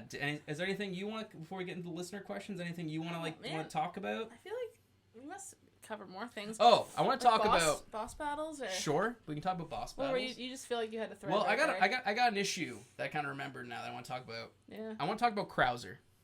Yeah. Okay, so here's my problem with Krauser, and don't get me wrong, Krauser is awesome. He's super campy too. Well, he's so campy, and like I'm sure there's like a bunch of lore or a book or a game or a movie I didn't watch when I was a kid that explains who the hell Krauser is. Is he never in a Resident Evil game? He's in Resident Evil Dark Side Chronicles 2, which is a Leon acts like he knows. Well, that's the thing. He fought with him, he said. The game like when Krauser is revealed, he's like, you know, you're like, in the it's you. He's like, it's like it cuts to him and it's like, oh my god, like, but I'm like, who the fuck is this guy? I don't know who he is. Leon says they used to they fought know in a war together. They know each other, so obviously something happened between RE2 and RE4 where they were a thing. Yeah. But like, I never played that game. I don't know who they are. And as far as I know, Dark Side Chronicles 2 came out after Resident Evil 4. Yeah. Where you did play as him and Leon. I just assumed I didn't know enough about, like, Resident Evil lore. No, and again, maybe I missed something, but, like, I had no idea who he was. And Krauser's super cool, but, like, the game trying to act like I should know and care who he is when I have no idea who he is. Oh, interesting. I just thought I didn't know. That might be playing into that action movie trope of, like, oh my god, it's, like, my long-lost comrade. Old friend. From, you know, it's, like, you know, like, it's, like, Predator. You've never seen Predator, but between Schwarzenegger and, Dylan, when they do their... Dylan. It's a big moment. Yeah. But yeah, I thought that was kind of weird. And also... I liked Krauser. And, you know, there's a listener questions about the boss fight, so I don't want to get too much into it, but I'll just say I kind of... A lot of the bosses in this game are pretty much just shoot it until it dies, and they're not very interesting. Except for the last one had a little bit of strat. Oh, the final boss? Final boss. Yeah. Who wasn't even hard. Well, you also had, like, 26 magnum shots left. I saved them for just him. Just for his little knees. Yeah. I saved them for his little knees. Mm-hmm. But yeah, a lot of the bosses are like, hey, I'm a big monster with a very it's like literally like a Zelda boss. It's like, oh, look at my huge gross eyeball. Oh my god, it's like, I can't even count how many times Twilight Princess did, here's my eyeball, it's bright yellow. Yeah, and now and then you obviously Resident Evil's doing it here too. It's just, okay, probably shoot him in the gross eyeball, right? Yeah. Which is like, not that interesting. That was like the only boss that did that. You should... I know you wanted to tell the story of my other boss. What's the other boss? I didn't quite know what to do, and I didn't climb on his back. Oh, the El Gigante. Yeah. Gigante. Probably one of the more famous enemies from the game. They look like the cave trolls from Harry Potter and Lord of the Rings. I referred to him as Swole Gollum. Swole Gollum. Yeah. Yes. So yeah, obviously, big giant, and you shoot him a bunch, and eventually after you shoot him a bunch, these plagas, these parasites that are in all the enemies in the game, come out of his back. Come out of his back, and you know, what Haley did is absolutely correct. You can do this. You can just shoot the parasite, but Haley doesn't have great aim in this game. I think that's a fair statement, right? You had a lot of trouble aiming. That was okay. Yeah, you missed a lot. So, but like when he came out of his back, you had a lot of trouble hitting it. You weren't there. I was there for the second two. The other two, you were there. But in this game, one of its many quick time prompts is to jump onto the giant's back and slash it with your knife. I can't wait to defend myself. Okay, and this you did. I wasn't there for this, but you didn't do that. You just shot him. And wasted a bunch of ammo. I wasted like 80 shots. Okay, and that's what happened. So that's fine. You still beat him. Yeah, but I went to the next area and I struggled for it. I mean, that's just the game. You can choose to just shoot him. Here's my question. Yeah, go ahead. How on earth was I supposed to know I run to the back and climb his back? There's no indication. No. There's no, like, climbable spot that looks like that's what you're supposed to do. I was shooting him with my gun, and he was on the other side of the arena. Mm-hmm. He dropped to his knees and the thing popped out. What have I done to every single skip it that's popped out is shoot it. Yeah. Up to this point. Yep. So I said, oh, bang, bang, bang, bang, bang, bang, and it was like a strong one, so it took a million shots, and eventually I killed it. It's early game, too. You have very strong guns. And so then Michael was with me later, and I was fighting another one, 2 of them actually, in a magma pit. And you said, hurry, go jump on his back. And I said, huh? What are you talking about? And you said, what the fuck have you been doing? And I say, I shoot them, of course, because literally every other parasite that pops out, the only thing I can do is shoot it. Mm-hmm. If I get close to it, I get skippeted in the ankle. Yeah. So of course I should stay over here and shoot it. Sure. And you said, no, run right up to it, an inch away, and climb him and kill it. Mm-hmm. There's no excuse. There is no reason that you can tell me right now that I was supposed to know that. Besides, you saw someone do it and you knew to do it. I'll say. Never. No, you can't convince me. You're like 99.99999% right. And I agree with, like, so much with what you're saying. Thank you. But that makes me feel good. My only argument would be, and this is a very bad argument, I'll be the first one to admit it, and I've never really thought about it, because I'm not sure how I figured it out when I was a kid. You probably watched, like, Luke do it. I'm sure there was, like, an episode of X-Play or something, or Electric Yeah. Playground that taught me about it. Yeah. But you shoot dudes, and you can go up and press square to kick them, so maybe your mind might go, I can run up to this guy and do something. I respect... And that's a bad argument. I'm the first one to admit it. But, like, maybe. I respect you setting up your argument by saying it's bad, because you don't do that to the skippets. No, you You're don't. Supposed You're to supposed to stay away from them. You've been taught to give the skippets space. You're right. You're 100% right. 99.999%. I don't think I've ever you've told me I'm right. That's a very sad thing. That's not true. But yeah, like I guess I feel better. I feel therapeutic. A general, maybe it's a question on QuickTime events in this game. Sure. Because this is like I said at the top of the show, this and God of War were kind of the big starters of QuickTime events, which are now become a staple in so many games, right? Press square to do cool thing in video game, pretty much. Yeah. Did you like them in this game? Did you like their implementation? Did you like that in cutscenes you kind of had to be on your toes? Yeah. I was bad at them, so I died quite frequently to They were QuickTime hilarious events. because they're some of the best deaths in the game when you fuck them up. I think you, me, and Michael and Ellis laughed the hardest. The absolute hardest was when I was fighting. Who was the original guy who had two different? Oh, he had red eyes. Maybe he had two different color eyes. Really tall hooded guy. The village chief. The village chief. So you fight him. Menendez, I think his name is. Who knows? That sounds right. Yeah. And so he comes out and he becomes like a huge scorpion guy, and he's really as you do in Resident Evil. I screamed my little throat out during that fight. Mm-hmm. And he so at the very start though, you think you're safe in cutscenes and you're not. Like I learned that quite quickly. Yep. And this was kind of the first one. So the first time I did it, it said to press R2 and L2, and I was having a sip of my beer and I was like, oh, and I missed it. So then I died, like immediately he chopped my head off and it was like, you are dead, and then it puts you back. So then the next time, and you knew this was gonna happen, I feel like it was really funny. I got all ready. I said, I'm ready to go, and I had my fingers completely primed on L2 and R2, and I was just waiting for it to happen. And as soon as the QuickTime event happened, it was now X and square. They switched them, which is fair to keep you on your toes. But I went and I smashed L2 and R2, and then he dummied me again. Yeah. And I think we all laughed for like 5 minutes, and that's fun. Like I like that. Yeah. It's way better, like, and I said, I did the same thing as last time. Yeah. We all, like, thought it was really funny. Yeah, it's interesting that, like, this is one of those first games to introduce QuickTime events and is one of the best games to have still done it to this day. Well, I like QuickTime events, and the QuickTime events, the reason for them existing isn't just so you feel like you're doing something. It's to make you feel like you need to be paying attention. Sure. And you know what else? It reminded me of Until Dawn's QuickTime events. Oh yeah, definitely. I love Until Dawn. Great game. I know you're thinking, but I thought you were a big chicken. I don't. Certain things, I guess. I'm not too scared of Until Dawn. You just don't like zombies or zombie-like people. Thank you for understanding me and accepting me for who I am. By making you play this horrible game. By making me play a zombie-esque game for 14 hours. Not zombies though. I said zombie-esque. To be fair. But yeah, so the reason for Until Dawn's QuickTime events is to keep you on your toes. That's the whole purpose. So keep you engaged. Yes, so you never feel like you can go, oh, let's watch a cutscene of Emily running. Cover my hands in Doritos and wait for it to start. Chicken wings or whatever. And then you're supposed to be like, I'm in danger. I'm leaning forward. I'm paying attention. I'm nervous. I'm paying attention.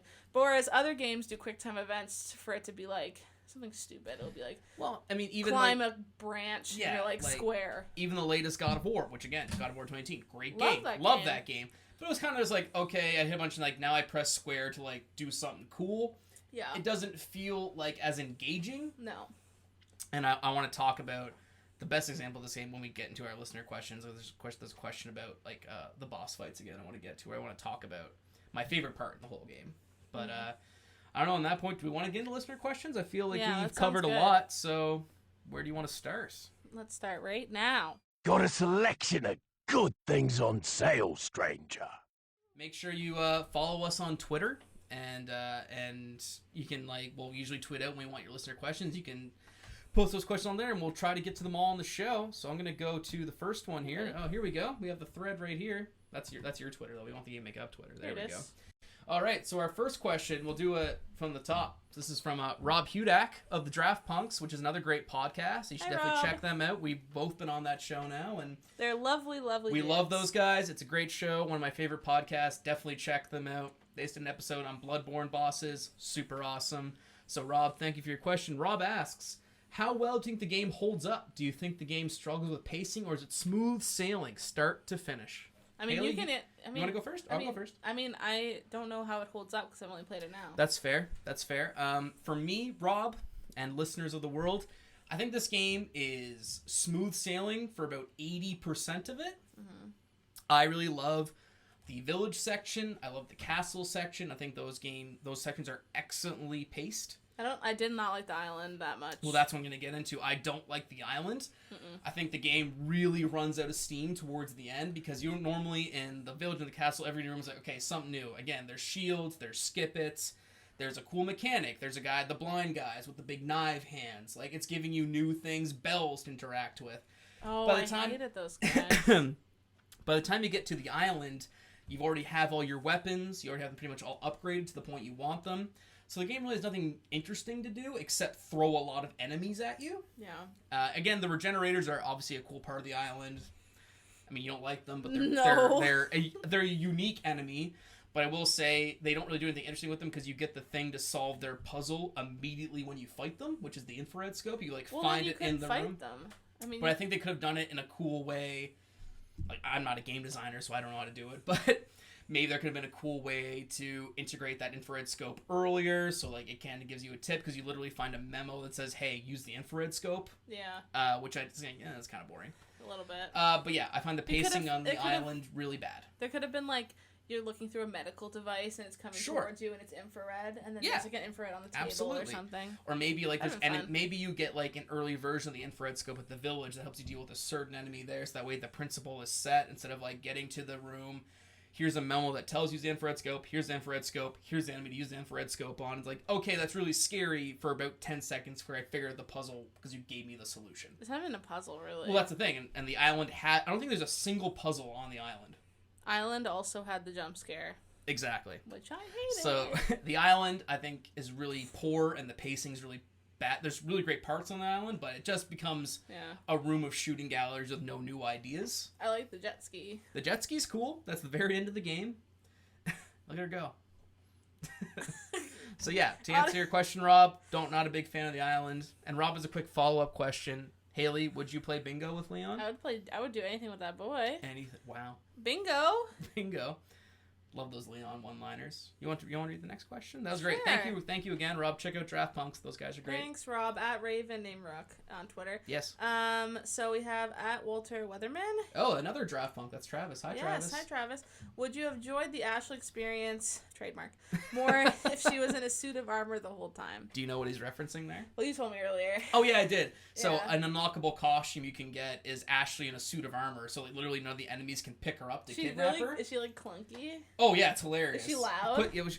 She moves. She goes. Ta, ta, ta. I want that. Honestly. And like it's so dumb and so hilarious, but literally you don't have to worry about her anymore because she has a suit of armor on. So. Then yeah, she would have essentially. And you can't shoot her with your guns because she has armor on, so she just becomes like a walking tank. So it's super fun. See that she becomes Elizabeth from BioShock. There you go. So yes, I think we would have enjoyed that, Travis. Thank you again. Check out Draft Punks. Love those guys. Flaming Queso at Flaming Queso. Is the Wii still the best way to experience Resident Evil 4? Everyone seemed to agree that for a while, but of course this was pre-HD. Mm-hmm. And I'll wait till the second one. You never played the Wii version? No, I was going to ask you about the Wii version, because is it less tanky? No, is it aim assist? Yeah, well, it's motion controls. Motion controls. So I'll say, Greg, Flaming Queso, the Wii to me is the best way to play this game, based purely on the motion controls. Wii? Yeah, that's my favorite version of the game. Oh. It's my I played. You have played this 12 times. You said. Yeah, so. I played it on PS2. I played it on Wii. I played it on PS3. And we picked up the PS5, which is a port of the PS4 version. Touch grass. Wow, that's rude. Sorry. I love giving Capcom my money. They have enough money, Michael. They don't need your money. But yes, to answer your question, Flaming Queso, the Wii version to me is the best version to play. Just it feels so good to use the motion controls. Use it for the knife, use it for the guns. It doesn't look as nice, but like not that much worse than the HD versions. Oh, excuse me. Do you think the VR version looks like the best version? I mean, it could be really cool. I've never played a VR game that made me feel... Mike at Barfy. Yeah, exactly. But the Wii version to me is the best. 100%. If you can find this game on the Wii, definitely play it on the Wii. Okay, interesting. Or Wii U, I guess. And then they also say, any way you could play the song My Day with the President's Daughter from Disney Channel original movie when talking about Ashley.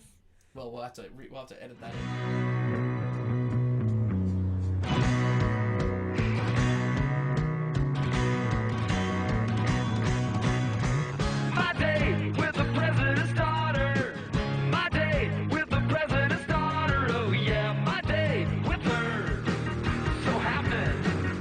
All night.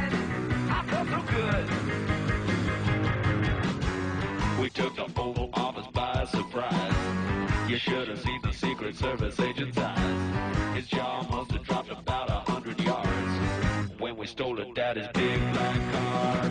My day with the president's daughter. My day with the president's daughter. Oh yeah, my day with her. So special, so unique. I'll never forget it. My day with the president's daughter. Thank you, Flaming Queso. It's a great question. You want to do this one? Oh, yes. This is from Chris Babino of Hello Hyrule, another great podcast that you should all check out. What do you think of Leon as a protagonist after the events of RE4? Cool dude or corny dude? What are some things you think they did right, and what do you wish they did differently? And we've touched on this already. I think we're pro Leon. I'm pro Leon. We love Leon. I think he's cool and corny. I was like, I went on there's this new Netflix special. What's it called? Resident Evil Infinite Darkness, which sounds like a Kingdom Hearts level. Yeah, it does. But anyways, so I didn't want to watch it because there's zombies. But I was just buffering through to find scenes with Leon, and I was just looking at him and be like, nice. And then as soon as something got zombie-ish, I'll go bloop, bloop, bloop, and I'll go to the next one of him. Nice. I love Leon. And yeah, today I was playing Dead by Daylight, and I was laughing because I was killing Leon. Yes, he's a character in the game now. He's a character you can kill. I was playing as Ghostface, and I was murdering Leon, and it felt a little wrong. Mm-hmm. And actually, no, I let him live. You did let him live. You let him get to the hatch. I took him to the hatch because I'll always save the Leons. Now that's my new Resident Evil, or that's my new Dead by Daylight rule. And obviously, you've never played RE6, where Leon comes back as a playable character, but he's a lot moodier in that one. Is he? He's much more like, oh my god, like, what do I do? And he's a lot. It's like because they kind of gave the action cool guy role to I mean, you don't know who Albert Wesker is, but Albert Wesker's kid. Oh. And we don't want to get into the Resident Evil lore. It's a fucking mess. No, thank you. But yeah, Leon is less cool in the sequels, but I think he's great in 4. I think he's again Leon for Smash, Make It Happen, Sakurai. No. For Fighter Pass 2. I love Leon. He's corny, he's dumb, but he's a great character, and he makes the game so much more fun. And there's a reason why he's considered one of the great protagonists in Resident Evil. He definitely could have. It's interesting. I don't know how they did it, but they made me like him. But there definitely could have been, if they had sprinkled in like 3 more instances of him being annoying, I probably wouldn't have liked him. Sure. But they did just enough of him being like funny and reassuring that I like him. I don't know how they did it. Definitely. So Kyle Hilliard at Kyle M. Hilliard of MinMax says it's the best. Was just his take on this game. I mean, Kyle Hilliard of MinMax is correct. It is the best. Then let's go right to Matt Thomas. Okay. At Matt Thomas says, I kept dying in the opening and gave up. Very similar to your experience. You didn't give up. I would have if I didn't have to. Yeah. Honestly. Well, you bought the game, so maybe. I did. I spent 25 Canadian dollars on this game. That's big for us. Yeah, It's I know. a big purchase for us. That's too bad, Matt. I hope you do go back and try it again one day. He said he played this on the Wii, I believe, on the further replies down. I think he responded again. I hope you do try it again, Matt. It is a great game. I think everyone should play it, but I'm sorry you had such a negative experience. It's, I can really say that it's, and this, you know what, this naturally leads into Blake's comment. Oh, Blake. Blake Hester of Game Query fame. And also he works at Game Informer, which is probably more impressive. No, Game Query is much more important than Game Informer. I agree. Someone who's worked for both. Yeah. So here is Blake Hester's question, which naturally leads from the last one. Thank you, Blake. As someone who grew up playing Resident Evil 4, I think the gameplay aged remarkably well. However, a friend recently tried playing it for the first time and found it unplayable. What was your impression of how the game held up, removed from its influence on other third-party shooters? Okay. I mean, again, that's kind of like you and me. We've gone through it. Like I'm playing it with a lot of nostalgia. You're playing with no nostalgia. Blake, I agree. I think the game holds up super well. Yeah. It feels again like an old comfortable pair of jeans. You just fit right in, and it's just like for me, it clicks so easy for me. For me, it's like a pair of new jeans that just got like you just wash them and they're a little too shrunk, and then you got to walk around for an afternoon, and then they fit better. Kind of find the rhythm, right? Cause yeah, it's like to be honest, like the tank controls really do they're really bad. Like I still even though I got used to them, I still don't necessarily like them. I just got That's used fair. To them. No, that's absolutely fair. And you can say I think the devs added that so that you feel more nervous or whatever, but like they could have made the sensitivity better. Mm-hmm. Right. Because aiming at people, even when you've had 10 hours experience doing it over and over, is still hard. Yep. Do you think it was supposed to be hard? Well, yeah, because that's where sort of the initial... That's where, like, the little bit of fear and, like, scariness of this game kind of comes in. It is in those limitations in your controls. Because, again, if it was just Leon with perfect aiming like Max Payne and Max Payne 3... doing bullet time flips. Blake will like that reference. Yeah, it's like, okay, then it'd be easy. Like, there's nothing... then it's just a shooting gallery with no challenge. You need those limitations. With the design of this game in particular, is what I mean. I guess, but I don't know, like... I think because this game is older that it's easier to say that, but if you plugged in really sluggy controls into a action shooter that came out right now... Yeah. People wouldn't accept it. Well, of course not, because games have come so far since 2005. So then it's... Because of this game. But then... I know Blake's question was, like, detaching it from its influence, but yeah. I think it's important to mention here because, yes, like, playing it now, after playing, the third-person shooter has changed so dramatically. Like, when I'll go on Overwatch and I'll play McCree. Yeah. And I'll play around a McCree and I'm like, I can kill things, and it's like, essentially, McCree's kind of like what Leon's character is. But that's a first-person shooter. It controls so much. Like, maybe a better example would be what's a modern third-person shooter? Red Dead Redemption 2. Sure. Okay. Yeah. I mean, when I'm Arthur, I shoot things, and there's aim assist. That game is that game doesn't have aim assist. That game's hand-holdy. That's not a good example either. But like Red Dead Redemption 2 isn't concerned with like making you feel scared when you shoot. That's not what it's about. It's not a horror game. Yeah. Like the design of this game needs you to feel something. It can't just be 1-to-1 accurate aim assist shooting people's heads. Then the game loses whatever little bit of fear it had. You know what I mean? Yeah. I don't know. I feel like they could have made the aiming better and just made the enemies harder. That's why you should play the Wii version. The Wii version is the best aiming ever. But are the enemies harder? No, they're the same. So does that not sacrifice that? Like, and when make the enemies harder, like, what do you mean? Like, do what? They can dodge better, they're faster, and they get in your face more. So sure, because that would make sense then, because you have more control and better control. The enemies are there just for it. Yeah. The way the enemies are in this game right now, I think, is perfect for the controls. That's what we were talking about earlier. Yeah, it's like you either have better enemies and better controls, or worse enemies and worse controls. When you want better. I mean, in an ideal world, sure. But then, yes. But then it's a different game, I guess, is my point. Absolutely, but if you're looking at it through the context of Blake's question, sure. Where does it hold up today? I think yes. I think it could be better. Sure, but you're yeah, okay. No, that's fair. I get what you're saying. Do you know what I mean? Yeah, like, yeah. Obviously, it was 2005. They're gonna make a game that's 2005-y, but like, if we're playing it in 2021, is it good enough? And I don't think the aiming's good enough. It doesn't feel good enough for 2021. Sure. That's not fair to do to a 2005 No, but game, like, but that's just what it is. That's fair. I mean, there's lots of games from like 1988 that still feel as good today to play. Yeah, absolutely. So I see your point. I think it does feel as good. Great. No, it doesn't. Have you played GoldenEye recently? No, but my brain tells me it feels good. No. Really? Oh God, so bad. Oh. So bad. Now I want to play that. Look forward to it. Oh. But no. But yes. But I get what you're saying. But I agree. no. But yes. But no. But yes.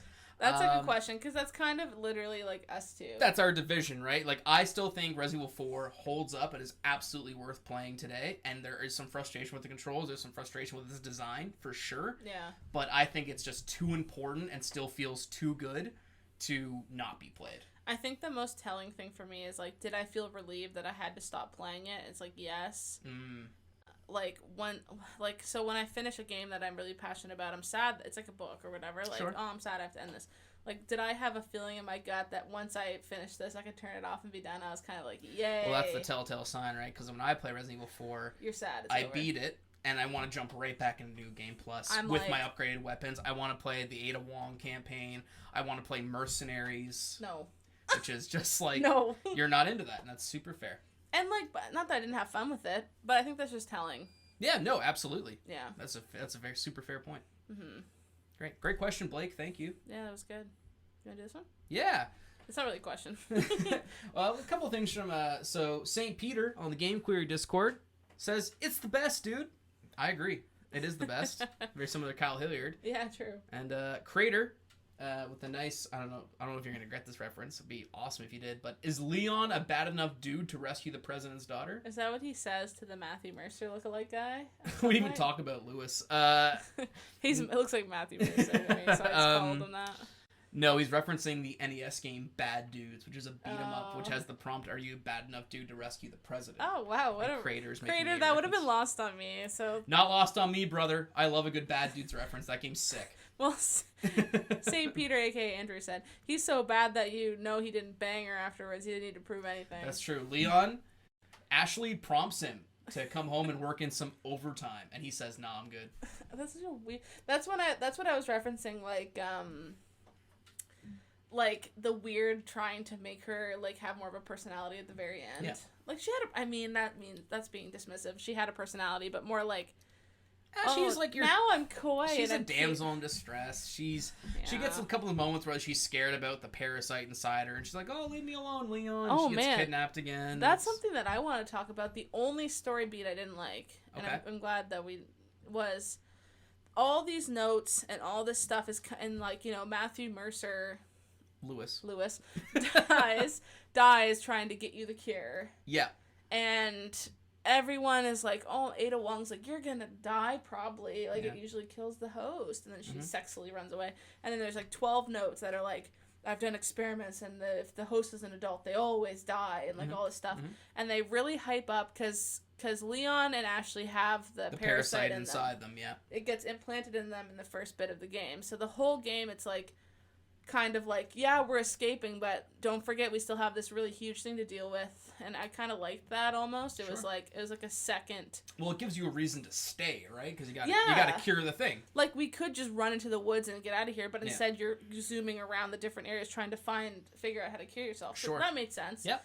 But when eventually they reach the point where they come across a little like machine surgery area, and they just sit in a chair and they get rid of them, and it was like not even a big deal. Well, and it looks they moved pretty on. painful, but like, do you think like so you wanted something more dramatic to cure the progress? It was underwhelming. Like they could have had a point where Leon, Ashley did it, and because she's young, because they had all these notes that the older you are, the harder it is. Right. So maybe Ashley could have been like, okay, I did it, that hurt, ow. And then Leon does it, and he's weak, and maybe Ashley takes the gun and leads him through a few areas where he's leading on her or something, and she's really weak or something. I don't know. Yeah. Like something to that effect, where it was more like, they just really hyped up this idea that, once you go to cure this, you're going to have a hard time. Yeah. And I really thought about that the whole game, and I was like, that's going to be an impactful moment when they finally are clean and free of the parasite, and then later on, what's his name, Sadler, like, tries to control Leon, and he goes, watch you find a new trick. Yeah, and he's then like, haha, bro.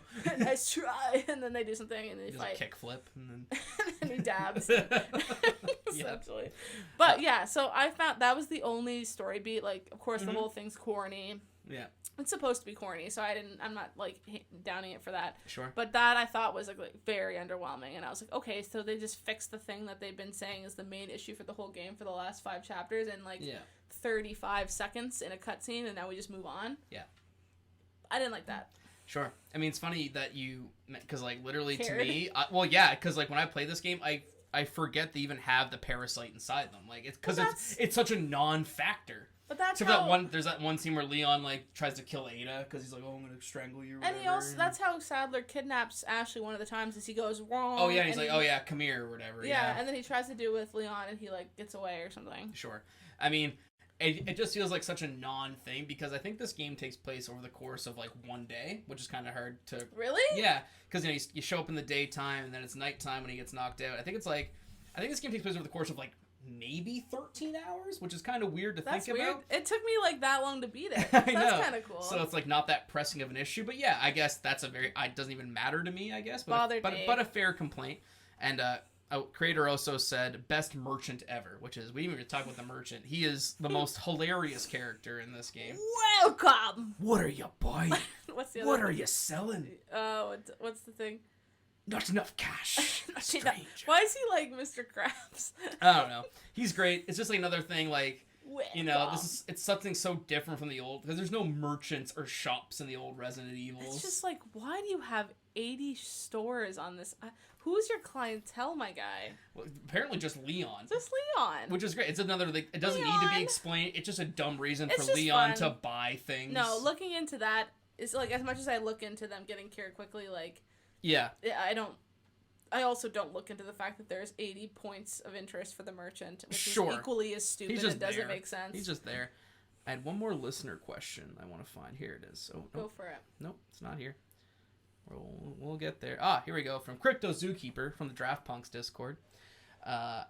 He asked us, love to talk about your favorite bosses and least favorite bosses and why. I wanted to get to this question because my favorite boss is the Krauser knife fight quick time event boss.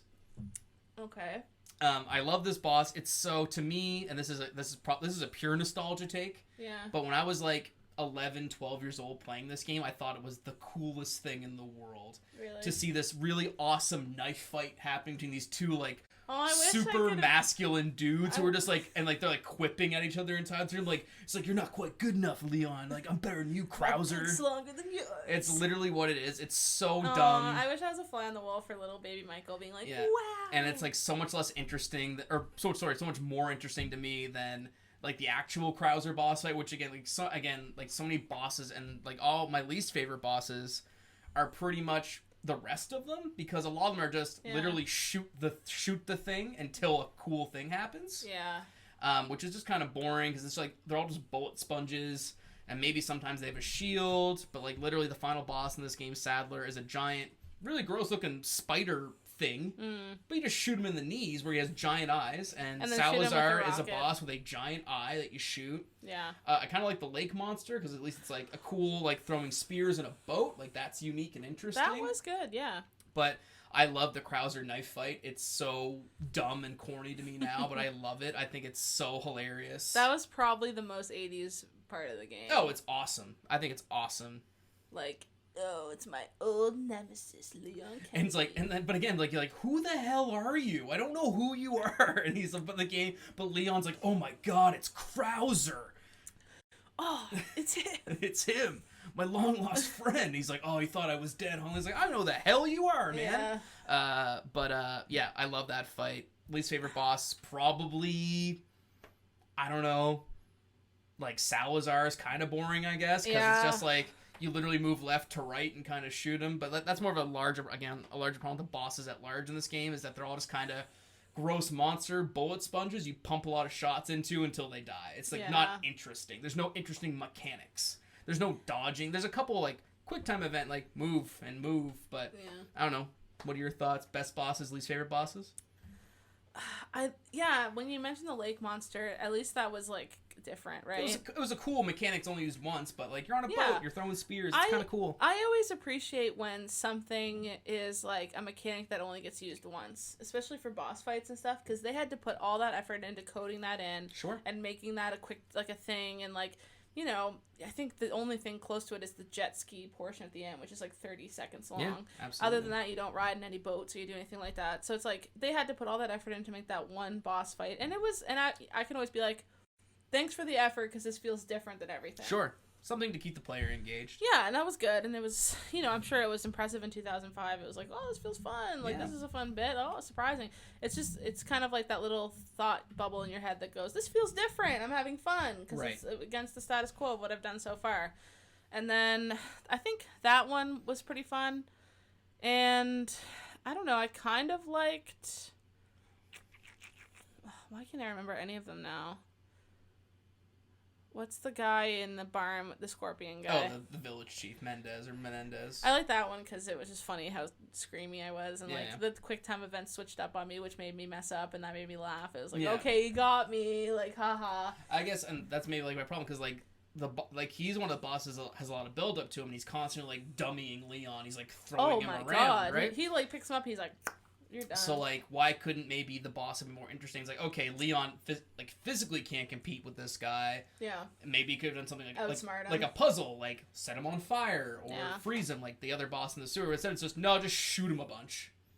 Yeah, you're right. That could have been something more... Just, like, something more interesting. Like, could I use my environment? Could I you know, what could I make this more interesting, because the cutscenes show that Leon can't compete physically, so you know. But obviously it's just like, it's Resident Evil. Literally all the bosses in the series are shoot the thing until it dies. Yeah, I didn't like Salazar for that reason, because it literally felt like a Zelda boss where it's like a plant who has just like, you know, when they come up and it's like a plant and all it has is one spot right here, and you just go like, all I did was take my TMP and just rail into it. Yeah. And Salazar was like glitching because I was hitting him so much. He was like, oh, and that's all I did. And then you had to move to the right at one point to dodge a vine, move to the left at one point to dodge a vine. Other than that, just shoot him. Sure.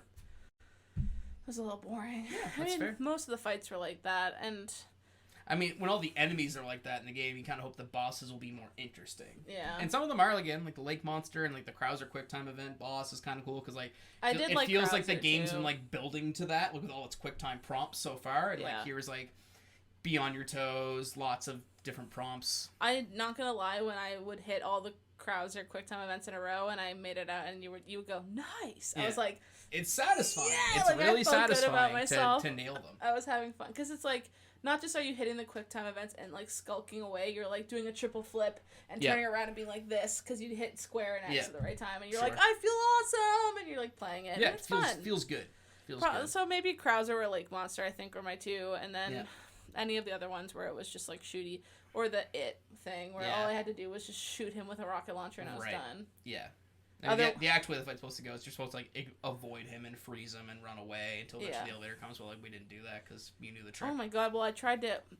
The time where I messed up and I missed my rocket launcher, I probably unloaded 25 shotguns to his head. Exactly. And he remained unaffected, where normally that one shot kills anything. Right. So. Sure. He just felt frustrating and too strong. Okay, those are great listener questions, everyone. Thank you very much. Yes, thank you. Again, please follow us on Twitter at Game and Makeup, and look forward to us asking for more question prompts. We love hearing your thoughts because they give us lots to talk about. Yeah, I like hearing other people's opinions, especially for games I don't know much about. Yeah, definitely. And again, it just shows us we got so many questions on this episode, which is great because I think it shows how big this game is and how everyone's kind of played it and how it's affected so many people. Yeah, I'm glad I beat it. Yeah. I feel like it's very similar to Dark Souls in that way. Sure. I almost just like that I beat it for not a flex, because it's not really a flex to beat Resident Evil 4. It's not that hard. It's like reading a classic book. What book would it be? What book would it be? I don't know. I think I'd more akin it to maybe film, in the sense that this might be Die Hard or something. Like the Terminator 2 of video games, that's and that fun. It's a sequel that was different and dramatic and did its own thing, and its influence is still felt today through its medium. Like Terminator 2 still dramatically affects action movies today, much like Resident Evil 4 still affects third-person action shooter games today. Yeah. Book, I don't know. It's like Catcher in the Rye. I don't fucking know. Not really. There you go. Save for the literature nerds. Yeah. Anyway, Haley, we're coming up on almost 2 hours here, but final thoughts, impressions. This game gives us a lot to talk about. I love it. Your final thoughts on the game? I think it's, I'm glad I beat it, and I did end up liking it, and you could see Point 1 for Michael. You could see me enjoying it by the end. Sure. Would I ever replay it? No. No. Was I happy I finished it? Yes. Am I glad I beat it? Yes. So it's kind of a weird... Yeah. It really hit that... There's a very thin margin where it's I enjoyed it, but I don't want to ever play it again. You know what I mean? Which is a very rare kind of... I'm trying to even think of a game that is similar in that vibe, but I can't really think of one. Yeah. It was good. You know what? It was good. Resident Evil 4. It was good. I liked this. The story was fun and silly, and the fighting was whatever, and the gameplay was good except for the very slow aiming. That was if I could just change one thing, it was just 33% change the sensitivity in the aiming, and then I would probably replay this again. Honestly, it's the only thing I would change. Are you at all maybe want to play Resident Evil 5 and 6 with me co-op someday? They're a lot less. They're even less scary and more stupid. But they're zombies, right? No, in Resident Evil, there's zombies in Resident Evil 6. Resident Evil 5 is another parasite in a group of people. They're not zombies. To really hammer home how much this affects me, like I went on medication when I played Last of Us because I was having such bad anxiety. That's even talk about it. Like, obviously, this game has so much influence on The Last of Us. Oh, it's absolutely. crazy. Oh, I really got Last of Us vibes from this. Like, Yeah. in terms of, like, how they laid out the enemies and where you go. Oh, yeah. And how they come into the areas I didn't even to think get about you. that. That's super fair. Super good point. But, yeah, like, I just get a really big anxiety spike when I play games like this. And unless they're worth it, which I think this one was... Nice. Good. Then good. I just don't see it through. Like, Right Last on. of Us was worth it for me because that, you know... You made me play all the clicker parts in part 2. Michael and I played Last of Us Part 2 together, and I handled all the human bits, and he handled all The clicker infected bits. the infected bits, and that was quite perfect, quite honestly. Yes. I'm glad I have you for that, because I would have had to play... I played the whole thing by myself when the first Last of Us came out. Right, right. And I had night terrors pretty much every night for like a month. Well, I'm glad you liked it, I think. And I didn't have night terrors with this, though, I'll say That's that. good. No, I'm glad you mostly liked Resident Evil 4. Yeah. I'm glad it could expose you to this game. I don't even think I want to attach a number to it, because I don't think that would... I mean, number scales are dumb anyway, but yeah.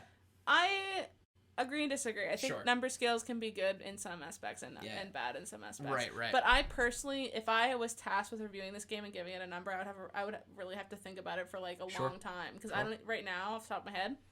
Yeah. I couldn't give it a number. I think. I mean, I've said it a million times. You probably already get like a 9 or this something. episode. Right? I mean, if I don't really. I don't like number scales. I think they're silly, but I like them sometimes. But I think this game, again, I've said a million times, is absolutely worth playing. It's one of my favorite. I don't even think this game's in my top 10 necessarily, but I do love it, and I've played it so many times. I think it's absolutely worth playing today, if you can bear with its, archaic intricacies in some regards. Nice. Yeah, big words, big $10 Lots words of there. But welcome. It Leon. For like how dumb the game is using just nice words. It is an experience. It's super goofy. It's super fun. Yeah. It still feels good. It's a ride. It's a wild ride. And I hope that we had a good discussion about it. I feel pretty happy with it. We're pretty civil this round. Absolutely. I like it when it turns out that way. As I pointed out in Dark Souls, it's a much more civil when I'm the contrarian. Yes. But it's also, I'm way more exciting when I don't like the game. Yeah, those tend to be so better. We'll see what we play next. We won't say it yet, but follow us on Game and Makeup, and eventually we will release what game I'm making Michael play next, which I know and you know, but we won't say yet because we're trying to make this more of a monthly thing and keep up on top of it. Sure. So I guess with that note, where can people find us, Haley? Well, I'm HaleyFax on Twitter. I'm Mike P. Tucker on Twitter. And you can find us on Game and That's all you need to find us at. And also Game and Makeup on Twitter. Yes. Where you can follow us, give us a follow there, and keep up with us there. And also like, comment, and subscribe here on the YouTube channel. We love... Did you agree with us? You disagree with us? Do you have your own opinions and thoughts on the game? Please post them below. I'm honestly curious. We'd love to hear them. This is a game I think a lot of people have played, and we hope that you will contribute down below. And follow us on all our social channels, and look forward to more Game and Makeup in the future. The audio-only episode's going to go up on iTunes, like Apple Podcasts, Spotify, and SoundCloud. And SoundCloud as well. So we have our own designated channels for that as well. Yes. And again, thank you to all our listeners. Those are great listener questions. And thank shout outs to Hello Hyrule and Draft Punks for their great questions. Check out those guys. We're both featured on their show, and they have great episodes. They're lovely. We hope to hear from them again soon. Shout out to Game Query! R.I.P. R.I.P. Anything else we need to say? I think we pretty much got it. That's it. Thank you for listening. Thank you for listening. Thank you for watching. Have a good night, everyone. Bye. Cheers.